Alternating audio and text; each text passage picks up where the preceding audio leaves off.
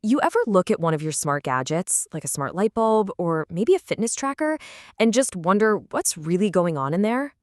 We're surrounded by these things that seem so simple, but honestly, they are hiding some pretty incredible secrets.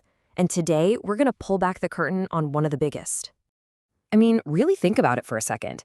How does your smart plug remember the Wi-Fi password even after you unplug it and plug it back in? Or how can a tiny battery-powered door sensor last for months without needing a new battery? Well, the answer often comes down to the same tiny, unassuming little piece of tech. Meet the ESP32. This little guy is a low-cost, low-power system on a chip, and it comes with Wi-Fi and Bluetooth baked right in. It is the secret brain inside millions and millions of devices, everything from DIY projects people build in their garage to major commercial products. But this little chip, it has a secret life, with some hidden abilities that go way beyond what you'd expect. Okay, first up, let's talk about memory. How does the device actually remember your settings when the power gets cut? Well, the ESP32 has this really clever solution that basically acts like a tiny built-in digital notebook. It's called SPIFFS. Just think of it as a small, permanent hard drive that lives right on the chip. Now, the chip has its main working memory, sure, but that stuff gets totally wiped the second the power goes off. SPIFS is different. It holds on to information no matter what. And that right there is the difference between a truly smart device and one that's just forgetful. So what do we use this digital notebook for? Oh, all kinds of stuff. It's what saves your Wi-Fi password so you only have to type it in once. It's what lets a little weather sensor log temperature data for weeks. It can even hold all the files for a tiny web server or store a brand new firmware update before it gets installed. It's just incredibly handy. All right, now for the ESP32's next trick, and this one is kind of like magic. Its ability to save power. This is absolutely crucial for anything running on a battery, and it's one of this chip's honest-to-goodness superpowers. This is a question that gets a lot of people. Your phone can barely make it through a single day, right? So how can a tiny sensor run for a whole year? The secret isn't a bigger battery. It's about being way, way smarter with how you use your power. It's about mastering the art of hibernation. Now, check this out. This is where it gets really interesting. When the ESP32 is wide awake and transmitting over Wi-Fi, it's pulling about 240 milliamps. But watch what happens when it gets sleepy. In light sleep, that drops to less than 1 milliamp. That's already a huge drop, but we're just getting started. In deep sleep, it's down to just 10 microamps. And in full-on hibernation, it's sipping a tiny, almost unbelievable 5 microamps. The difference here is just astronomical.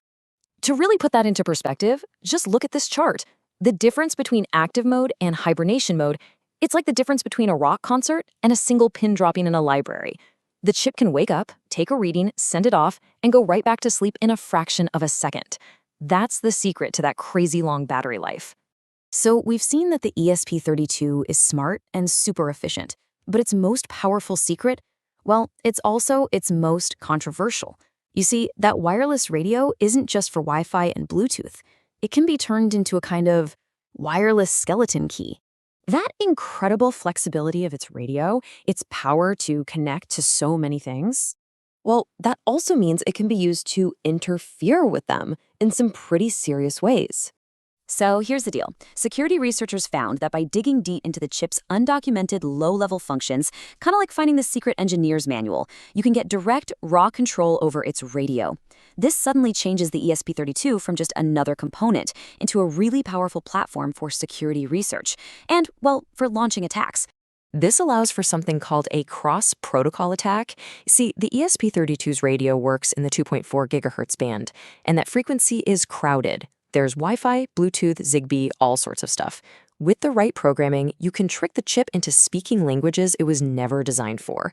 It can literally use its Bluetooth hardware to mess with Wi-Fi signals. So how is this even possible?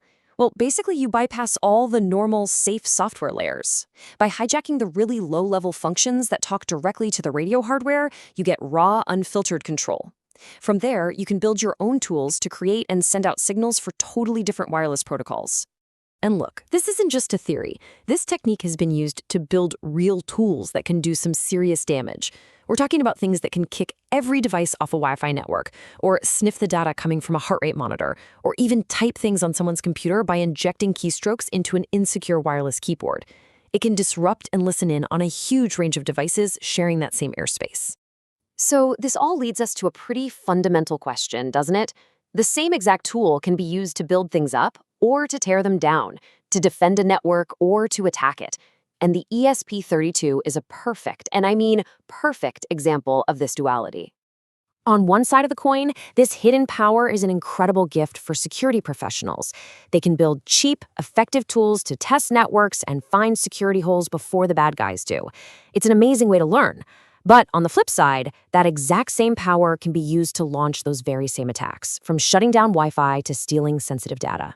So here's the real takeaway. The ESP32 itself isn't the problem here. It's not good, it's not evil. It's just a tool. An amazing piece of engineering that is powerful, versatile, and, this is key, extremely accessible to almost everyone. The secrets it holds aren't about being malicious, they're about potential. And that leaves us with a pretty heavy question to think about. In a world where a tiny chip that costs just a few bucks can be turned into a sophisticated wireless hacking device, who is responsible? Is it the company that made the chip, the one who put it in a product, or is it the person who uses it? That's a really complex question, and it's right at the heart of our modern connected world.